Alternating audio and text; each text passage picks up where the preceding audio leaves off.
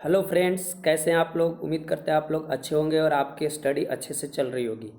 जैसा कि हम लोग फर्स्ट वीडियो में हम लोग केमिस्ट्री का जो बेसिक स्टार्ट किए उसमें हम लोग देखे कि कैसे हम लोग का क्या लिखा जाता है, इलेक्ट्रॉनिक कन्फिग्रेशन कैसे लिखा जाता है।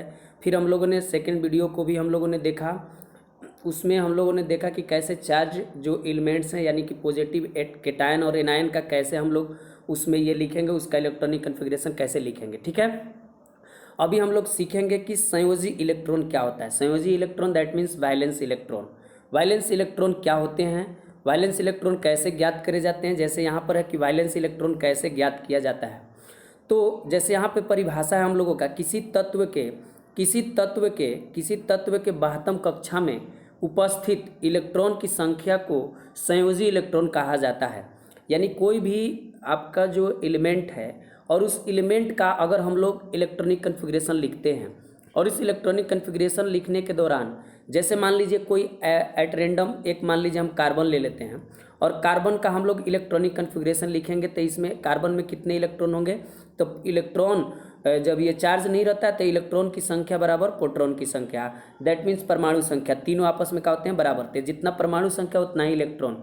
तो 1s2 2s2 और 2p, आपको 2p p का 6 चाहिए लेकिन है कितना आपके पास, 2 ही इलेक्ट्रॉन। प्रथम सेल में कितना इलेक्ट्रॉन, 2, और दूसरा सेल में द्वितीय सेल में कितना इलेक्ट्रॉन, तो 2 2 कितना हो जाएगा, 4, यानी 4 इलेक्ट्रॉन हो गया। तो हम लोग यहाँ देख रहे हैं कि कार्बन का इलेक्ट्रॉनिक कन्फिग्रेशन लिखने के दौरान हम लोगों ने यह देखा कि कार्बन के इलेक्ट्रॉनिक कन्फिग्रेशन जैसे ही हम लोग लिखे तो हम लोगों ने पाया कि कार्बन के पास 2 सेल हैं, एक ये सेल हुआ एक ये सेल हुआ। ऐसे अगर पता नहीं चल रहा था ऐसे भी देख सकते हैं कि मैक्सिमम इसमें कितना नंबर आया है, 1 और 2 आया है, तो 2 सेल हुआ। तो 2 सेल में हम लोग देख रहे हैं 2 सेल में तब अधिकतम आपका कितना, यहाँ पर जैसे यहाँ पर फर्स्ट सेल में हो गया, ये सेकंड सेल में हो गया, तो सेकंड सेल में कितना मैक्सिमम इलेक्ट्रॉन हुआ, तो ये वाला इलेक्ट्रॉन कितना हुआ, 4। तो यही वाला हम लोगों का हो गया वैलेंस इलेक्ट्रॉन, यानी V बराबर कितना हो गया, 4 इलेक्ट्रॉन हो गया। V बराबर कितना हो गया, कार्बन में 4 इलेक्ट्रॉन, यानी कार्बन में आपको वैलेंस इलेक्ट्रॉन की संख्या कितना हो गया, 4। तो वही कह रहा है किसी तत्व के बाह्यतम कक्षा में जो भी इलेक्ट्रॉन प्रेजेंट रहता है उसी को हम लोग कहते हैं संयोजी इलेक्ट्रॉन कहते हैं। क्या कहते हैं, संयोजी इलेक्ट्रॉन। और संयोजी इलेक्ट्रॉन को ऐसे भी हम लोग कर सकते हैं, the electron present in English में भी हम लोग इसको बोल सकते हैं, the electron present in outer most orbit of an element are या इज कॉल्ड वैलेंस इलेक्ट्रॉन और इलेक्ट्रॉन्स। क्यों इलेक्ट्रॉन, क्यों इलेक्ट्रॉन्स, क्योंकि एक भी वैलेंस इलेक्ट्रॉन हो सकते हैं और आपका एक से ज़्यादा भी वैलेंस इलेक्ट्रॉन हो सकते हैं। यानी किसी भी एलिमेंट के आउटर मोस्ट ऑर्बिट में, यानी कि जैसे मान लीजिए न्यूक्लियस होता है, न्यूक्लियस यानी कि जो आपका नाभिक होता है, नाभिक में आपका p और n होता है, प्रोटॉन और न्यूट्रॉन, और इसके चारों तरफ जो होते हैं आपका इलेक्ट्रॉन चक्कर काटते रहते हैं। तो जो आउटर मोस्ट ऑर्बिट, मान लीजिए यहाँ पर एक सेल 2 सेल हुआ था, आउटर मोस्ट ऑर्बिट में जो इलेक्ट्रॉन की संख्या होगी वही उसी को हम लोग कहते हैं संयोजी इलेक्ट्रॉन। संयोजी electron that means valence electron कहते हैं। कितने जगह पर आप लोग ये देखने को मिला होगा कि वैलेंस या वैलेंस इलेक्ट्रॉन और वैलेंसी क्या सेम है, दैट मीन्स संयोजी और संयोजकता, क्या संयोजकता क्या सेम है, संयोजकता और संयोजी इलेक्ट्रॉन क्या सेम है, तो जवाब है नहीं। ये बहुत सारे केसेस में तो बराबर होते हैं बट हर जगह ये बराबर नहीं होते हैं, दैट मीन्स ये सेम नहीं है, 2 अलग अलग टर्म है। अभी आगे इसमें हम लोग देखेंगे कि कैसे अलग अलग चीज़ें हैं दोनों, संयोजी और संयोजकता के भी बारे में कैसे निकाला जाता है, सभी को हम लोग अच्छे से पढ़ेंगे। यहाँ पर हम लोगों ने देखा कि बाह्यतम कक्षा में जो इलेक्ट्रॉन प्रेजेंट रहता है उसी को हम लोग वैलेंस इलेक्ट्रॉन दैट मीन्स संयोजी इलेक्ट्रॉन कहते हैं। आगे देखते हैं कि अगर बात करा जाए यहाँ पर जैसे मैग्नीशियम यहाँ लिखा हुआ है कि मैग्नीशियम का क्या होगा, तो यहाँ पर अगर मैग्नीशियम का बात करा जाए कि मैग्नीशियम का क्या होगा, तो देखते हैं कि मैग्नीशियम जो है, मैग्नीशियम का कितना होता है, परमाणु संख्या 12, और 12 परमाणु संख्या मीन्स इस पर कोई चार्ज नहीं है, दैट मीन्स P बराबर E बराबर का होता है Z बराबर Z होता है, यानी कि प्रोटॉन की संख्या, इलेक्ट्रॉन की संख्या और परमाणु संख्या तीनों बराबर होता है जब उस उदासीन हो तब। जब उदासीन नहीं हो तो प्रोटॉन की संख्या और आपका ये परमाणु संख्या तो बराबर होगा लेकिन ये इलेक्ट्रॉन की संख्या बराबर नहीं होगा। तो आइए हम लोग देखते हैं कि ये कैसे हम लोग मैग्नीशियम का लिखेंगे यहाँ पर। जो मैग्नीशियम है यहाँ पर, इस कवर का लिखेंगे मैग्नीशियम का 1s2 2s2 2p6 3s2। Okay, तो यहाँ पर हम लोग देखेंगे यहाँ पर कितना अधिकतम संख्या प्रेजेंट है। यहाँ पर अगर देखें हम लोग तो कितना संख्या प्रेजेंट है यहाँ पर, तो यहाँ पर कितना प्रेजेंट है, एक है आपका, कितना है, एक है, दो है, और हम लोगों का कितना यहाँ पर, तीन है। तो जो 3 नंबर जो है वही आपका क्या हो गया, आउटर मोस्ट ऑर्बिट। यही जो 3 नंबर है आउटर मोस्ट ऑर्बिट हो गया। तो इसी में जो इलेक्ट्रॉन प्रेजेंट रहेगा, यानी इसको अगर दूसरे शब्दों में लिखा जाए 2, दूसरा सेल में आपका 8 इलेक्ट्रॉन और तीसरा सेल में कितना हो जाएगा, 2 इलेक्ट्रॉन। तो यही जो इलेक्ट्रॉन हुआ आउटर मोस्ट ऑर्बिट में प्रेजेंट इलेक्ट्रॉन हुआ, यानी कि 2 इलेक्ट्रॉन जो हुआ हम लोगों का क्या हो गया, संयोजी इलेक्ट्रॉन हो गया, that means valence electron. Okay, because here 3 is outer most orbit of magnesium. Magnesium का क्या है, आउटर मोस्ट ऑर्बिट है, इसलिए यहाँ पर क्या हो गया, ये आउटर मोस्ट ऑर्बिट में जो प्रेजेंट इलेक्ट्रॉन 2 है यही आपका क्या हो जाएगा, वैलेंस इलेक्ट्रॉन हो जाएगा। ओके, जैसे नीचे लिखा हुआ है आपका कोबाल्ट या कैल्शियम, इसको लेते हैं कैल्शियम, कोबाल्ट नहीं, यहाँ कैल्शियम ले लेते हैं। तो कैल्शियम है जिसका आपका परमाणु संख्या कितना होता है, 20 होता है। तो इसको लिखेंगे 1s2 2s2 2p6 3s2 3p6 और 4s2। तो जोड़ेंगे तो यहाँ 10 और यहाँ 10 20, यानी कि 20 हो गया। तो जब 20 हो गया तो इसको कैसे निकालेंगे, इसका आउटर मोस्ट ऑर्बिट में कौन सा आउटर मोस्ट ऑर्बिट है, तो देखिए यहाँ पर अधिकतम संख्या यहाँ इसमें पूरा में कितना प्रेजेंट है, तो यहाँ पर है 4। तो 4 में जो इलेक्ट्रॉन रहेगा वही आपका क्या हो जाएगा, वैलेंस इलेक्ट्रॉन, दैट मीन्स संयोजी इलेक्ट्रॉन। ऐसे भी इसका अगर इलेक्ट्रॉनिक कन्फिग्रेशन लिखिएगा इस आधार पे तो 2, 8, और ये कितना हो जाएगा आपका 8, यहाँ पर 2 हो जाएगा, तो 2 आपका संयोजी इलेक्ट्रॉन हो जाएगा इसमें आपका कैल्शियम का। उसी प्रकार से अब किसी भी एलिमेंट का आप निकाल सकते हैं संयोजी इलेक्ट्रॉन कितना होगा। जैसे मान लीजिए और भी, जैसे यहाँ पर नियोन ले लेते हैं, नियोन, तो नियोन का आपका 10 होता है, जब इसका लिखेंगे तो 1s2 2s2 2p हम लोग 6 लिखेंगे, 10 हो गया। तो फर्स्ट सेल में 2 इलेक्ट्रॉन, सेकंड सेल में कितना, 8 इलेक्ट्रॉन, और यही second shell is the last shell for neon. Neon के लिए यही क्या है, अंतिम कक्षा है, 72 कक्षा है, बाहरी कक्षा है। तो बाहरी कक्षा में कितना इलेक्ट्रॉन प्रेजेंट है, 8। तो ये 8 नियोन के लिए क्या हो जाएगा आपका, संयोजी इलेक्ट्रॉन, वैलेंस इलेक्ट्रॉन हो जाएगा। चाहे आप किसी के लिए भी लिखिएगा यहाँ पर यही वैलेंस इलेक्ट्रॉन हो जाएगा। ओके, तो वैलेंस इलेक्ट्रॉन क्या होता है, तो किसी भी तत्व के 72 कक्षा में प्रेजेंट इलेक्ट्रॉनों की संख्या क्या होती है, टोटल इलेक्ट्रॉनों की संख्या, जितना 72 कक्षा में रहेगा, चाहे 1 रहे 8 रहे, 8 से ज़्यादा 72 कक्षा में इलेक्ट्रॉन ऐसे होता भी नहीं है। किसी भी तत्व के बाहरी कक्षा में आउटर मोस्ट ऑर्बिट में 8 से ज़्यादा इलेक्ट्रॉन नहीं हो सकते हैं। 8 से अगर ज़्यादा इलेक्ट्रॉन कर रहा है तो नहीं हो सकता, मैक्सिमम कितना हो सकता है आपका, 8 से ज़्यादा इलेक्ट्रॉन नहीं हो सकता है। मैंने कहने का मतलब 8 से ज़्यादा इलेक्ट्रॉन नहीं हो सकता, अधिकतम कितना होगा, तो 8 इलेक्ट्रॉन होगा। ओके, आइए हम लोग देखते हैं। और जैसे इसके साथ हम लोग देखेंगे कि जैसे हम लोगों का यहाँ पर है कि क्या है कि अगर मैं ये जो आपका जो वैलेंस इलेक्ट्रॉन है, वैलेंस इलेक्ट्रॉन के साथ एक और इलेक्ट्रॉन चलता है जिसका नाम है कोर इलेक्ट्रॉन। क्या नाम है, कोर इलेक्ट्रॉन। क्या होते हैं कोर इलेक्ट्रॉन, तो समझते हैं इसको। जैसे कह रहा है कि किसी तत्व के अंतः कक्षा में, यानी कि वही अंतः कक्षा में उपस्थित इलेक्ट्रॉन को कोर इलेक्ट्रॉन कहा जाता है, या फिर दूसरे शब्दों में भी कह सकते हैं, अर्थात दैट मीन्स किसी तत्व के संयोजी इलेक्ट्रॉन को छोड़कर बचे हुए इलेक्ट्रॉन की संख्या को क्या कहते हैं हम लोग, आपका कोर इलेक्ट्रॉन कहा जाता है। दैट मीन्स यानी जो संख्या बच जाएगा। जैसे इसको एक एग्जाम्पल से हम लोग समझते हैं कि यहाँ पर फिर से हम लोग ले लेते हैं, यहाँ पर कोई मैग्नीशियम ले लेते हैं, ठीक है, मैग्नीशियम ले लेते हैं या कुछ भी ले सकते हैं, यहाँ पर ऐसा कोई रेस्ट्रिक्शन नहीं है समझने के लिए। तो यहाँ पर जब हम लोग लिखेंगे तो 1s2 2s2 2p6 और यहाँ पर 3s2, क्योंकि आपका टोटल 12 इलेक्ट्रॉन को डिस्ट्रीब्यूट करना है। तो आपका फर्स्ट सेल में 2 इलेक्ट्रॉन, सेकंड सेल में 8 इलेक्ट्रॉन एंड थर्ड सेल में आपका 2 इलेक्ट्रॉन। तो बाहरी कक्षा में यानी आउटर मोस्ट ऑर्बिट में कितने इलेक्ट्रॉन है, 2। तो ये तो अभी अभी हम लोगों ने जाना कि यह संयोजी इलेक्ट्रॉन हो गया, यानी कि यह वैलेंस इलेक्ट्रॉन हो गया।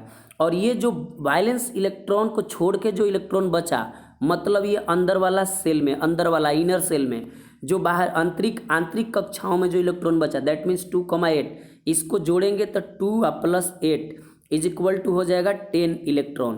तो ये जो 10 इलेक्ट्रॉन हो गए हम लोगों का, 10 इलेक्ट्रॉन क्या हो गया, ये आपका हो गया कोर इलेक्ट्रॉन, यानी कि यह कोर इलेक्ट्रॉन हो गया। तो जब भी हम लोगों को संयोजी इलेक्ट्रॉन पूछे, कोर इलेक्ट्रॉन पूछे, तो किसी भी तत्व के अगर इन दो संख्याओं को निकालना है, संयोजी इलेक्ट्रॉन और core electron, that means valence electron और कोर इलेक्ट्रॉन, तो हम लोग इलेक्ट्रॉनिक कन्फिग्रेशन को लिखेंगे।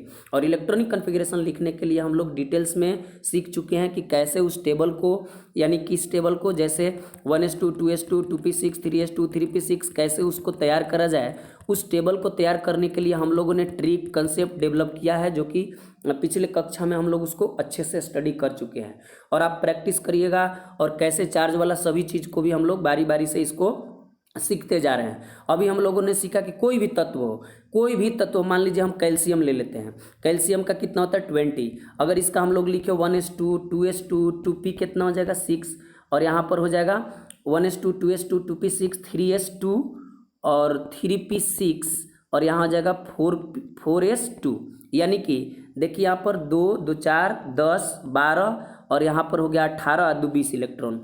तब पहला कक्षा में 2 इलेक्ट्रॉन, दूसरा में मिला के कितना 8, तीसरा में यहाँ भी है और यहाँ भी है तो 8 electron, and the last shell में कितना इलेक्ट्रॉन है, लास्ट सेल में हम लोग का 2 इलेक्ट्रॉन है। तो ये तो आपका संयोजी इलेक्ट्रॉन हो गया। क्या हो गया?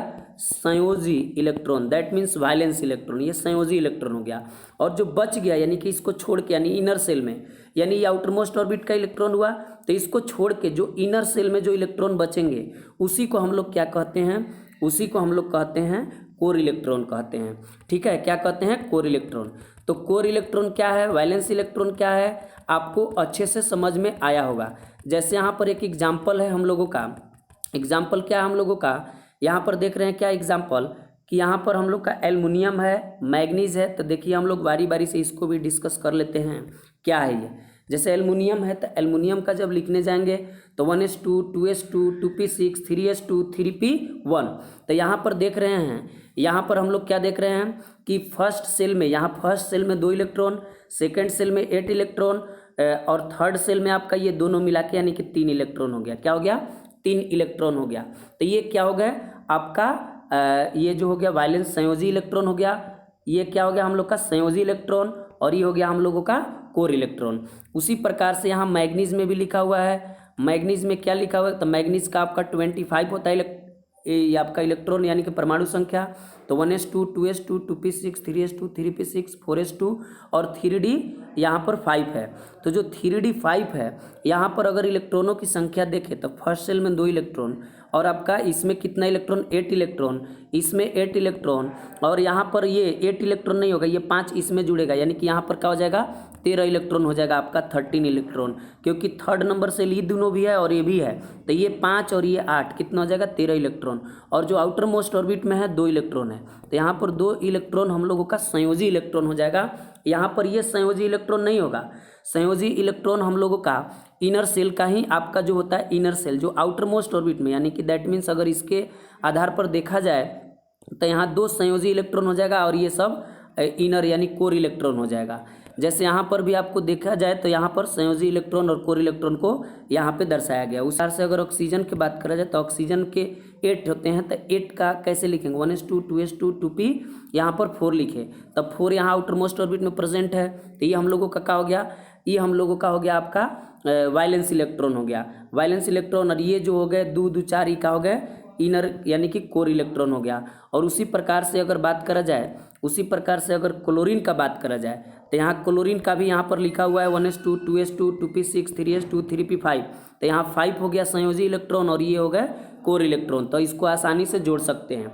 जैसे एक एग्जाम्पल से समझते हैं हम लोग कि एक एग्जाम्पल से कैसे समझेंगे कि क्या होता है कोर इलेक्ट्रॉन, क्या होता है, क्या संयोजी इलेक्ट्रॉन और कोर वैलेंसी बराबर होते हैं, संयोजकता क्या संयोजकता। जैसे हम लोग यहाँ पर ले लेते हैं एक कार्बन लेते हैं, तो कार्बन का जब हम लिखेंगे तो 1s2 2s2 2p हम लोग क्या लेंगे, यहाँ पर 2p हम लोग 2 लेंगे। तो यहाँ पर आउटर मोस्ट ऑर्बिट में कितना इलेक्ट्रॉन है 4 इलेक्ट्रॉन। तो ये आपका क्या हो गया संयोजी इलेक्ट्रॉन हो गया। क्या हो गया संयोजी इलेक्ट्रॉन। और यही क्या हो गया संयोजकता, संयोजकता हो गया। तो संयोजकता और संयोजी इलेक्ट्रॉन बराबर तो होते हैं लेकिन बहुत बार बराबर नहीं होते हैं, अलग अलग दोनों चीज़ें हैं। तो यहाँ पर दोनों यानी कि 4 हो गया संयोजी इलेक्ट्रॉन भी और संयोजकता भी कार्बन के लिए। उसी प्रकार से अगर और एग्जाम्पल लिया जाए, और एग्जाम्पल अगर हम लोग ले लें, जैसे यहाँ पर अगर हम लोग ले लेते हैं मैग्नीशियम का ही अगर एक एग्जाम्पल ले लेते हैं मैग्नीशियम का, ओके। अगर Mg लेते हैं, Mg का कितना होता है 12, और 12 होता है, तो अगर इसका लेंगे तो 1s2 2s2 2p कितना हो गया आपका, 2p यहाँ पर अब आपका 6 हो गया, अब आपका 3s2 हो गया, 1s2 2s2 2p6 3s2, यानी फर्स्ट सेल में 2 इलेक्ट्रॉन, सेकंड सेल में 8 इलेक्ट्रॉन एंड लास्ट में कितना 2 इलेक्ट्रॉन। तो ये 2 इलेक्ट्रॉन तो आपका संयोजी इलेक्ट्रॉन भी हुआ और वैलेंसी भी हुआ। कैसे हम लोग वैलेंसी निकालते हैं, किस आधार पर हम बोल रहे हैं कि वैलेंसी 2 है, तो हम लोग आगे पढ़ेंगे कि वैलेंसी कैसे ज्ञात करा जाता है और इम्पोर्टेंट एलिमेंट्स एंड कंपाउंड का भी हम लोग वैलेंसी के बारे में देखेंगे, ताकि उसका मोलिकुलर फार्मूला जो होता है अणु सूत्र आसानी से लिखा जा सके। जो अणु सूत्र होता है उसको जब हम लोग पढ़ेंगे तो कंपाउंड का नाम पढ़ने आ जाएगा, लिखने आ जाएगा, तो उसको भी सीखेंगे हम लोग, ठीक है।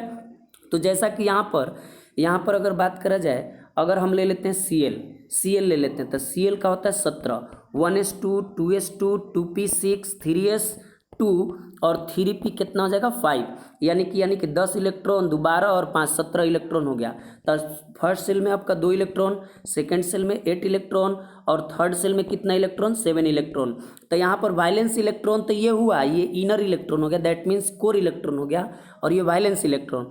तो वायलेंस इलेक्ट्रॉन 7 है यहाँ पर वायलेंस इलेक्ट्रॉन 7 है क्लोरीन के लिए वायलेंस इलेक्ट्रॉन मतलब वायलेंस इलेक्ट्रॉन दैट मीन्स संयोजी इलेक्ट्रॉन, संयोजी कितना है आपका 7 इलेक्ट्रॉन है, लेकिन संयोजकता इसका कितना है, संयोजकता इसका कितना हो जाएगा, तो संयोजकता हम लोग का इसका हो जाएगा 1 इलेक्ट्रॉन होगा। क्यों संयोजकता 1 होता है, क्योंकि हम लोग पढ़ेंगे कि जब किसी तत्व के आउटर मोस्ट ऑर्बिट में आपका कितना हो, आपका 5 हो 6 हो 7 हो 8 हो, तो इसका कैसे हम लोग निकालेंगे, तो इसको पूरा होने के लिए कितना चाहिए, 8 पूरा होने के लिए, ऑक्टेट पूरा होने के लिए आपका चाहिए जो इलेक्ट्रॉन कितना 3, तो इसकी वैलेंसी 3 हो जाएगी। ये 2 इसको पूरा करने के लिए दैट मीन्स अगर इसको पूरा करना है 6 है तो उसको 2 चाहिए 8 पूरा करने के लिए, 7 है तो 8 पूरा करने के लिए कितना चाहिए 1 चाहिए। तो जो 1 हो गया वही आपका क्या हो गया, यहाँ संयोजी इलेक्ट्रॉन संयोजकता हो गया, दैट मीन्स वैलेंसी हो गया, और यहाँ 7 क्या हो गया संयोजी इलेक्ट्रॉन। तो हम लोग इस आधार पर भी कह सकते हैं कि संयोजकता और संयोजी इलेक्ट्रॉन दोनों आपस में बहुत केसेस में बराबर होते हैं, बट हमेशा ये दोनों बराबर नहीं होते हैं, 2 अलग अलग चीज़ें हैं। तो आई थिंक कि आपको संयोजी इलेक्ट्रॉन, कोर इलेक्ट्रॉन और संयोजी इलेक्ट्रॉन और संयोजकता बराबर है कि नहीं, कब बराबर होंगे कब बराबर नहीं होंगे, उन सभी चीज़ों के बारे में अच्छे से समझ में आया होगा। और जब जैसे ही हम लोग संयोजकता के बारे में पढ़ेंगे, संयोजकता के बारे में डिटेल्स पढ़ेंगे, कैसे संयोजकता निकाला जाता है सभी का, तो संयोजकता जैसे ही पढ़ेंगे हम लोग तो आसानी से आपको और बातें क्लियर हो जाएगा कि कौन सा क्या है, कौन संयोजी है कौन कोर है और कौन संयोजकता है, दोनों कब बराबर होगा कब बराबर नहीं होगा। ओके, आज के लिए इतना ही, थैंक यू।